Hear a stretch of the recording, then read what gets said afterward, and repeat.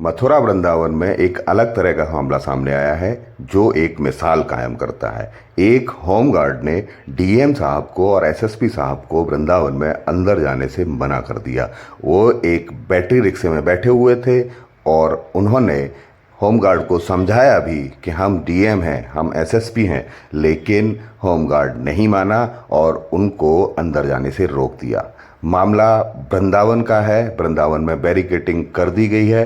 वृंदावन में अंदर श्रद्धालुओं की ज़्यादा भीड़ होने की वजह से एसएसपी साहब ने एक आदेश पारित किया था कि अंदर कोई भी बैटरी रिक्शा नहीं जाएगा। होमगार्ड उसी का पालन कर रहा था। उसके बाद एसएसपी साहब और डीएम साहब जो मथुरा के हैं वो बैटरी रिक्शे में बैठकर अंदर जा रहे थे। तभी होमगार्ड ने देखा कि ये बैटरी रिक्शा अंदर कैसे जा सकता है, तब उसने तुरंत रोका।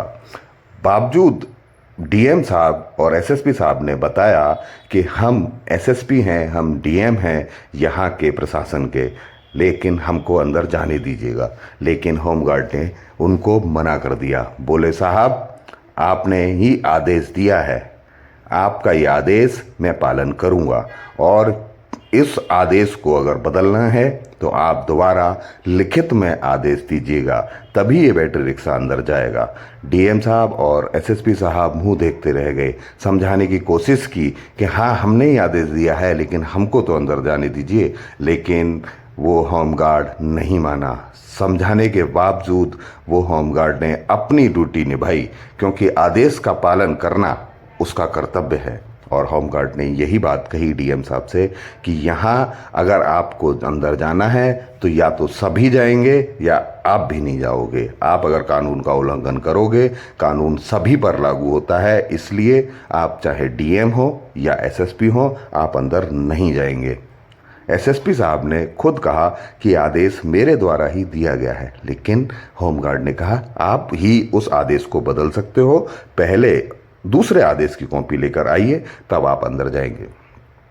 डीएम साहब ने और एसएसपी साहब ने अपना रास्ता बदला और बदलकर दूसरे रास्ते से पैदल वृंदावन में अंदर गए और जांच की, और जो व्यवस्थाएं जिस काम के लिए वो गए थे उन सारी जांचों को करने के बाद उस होमगार्ड को बुलाया।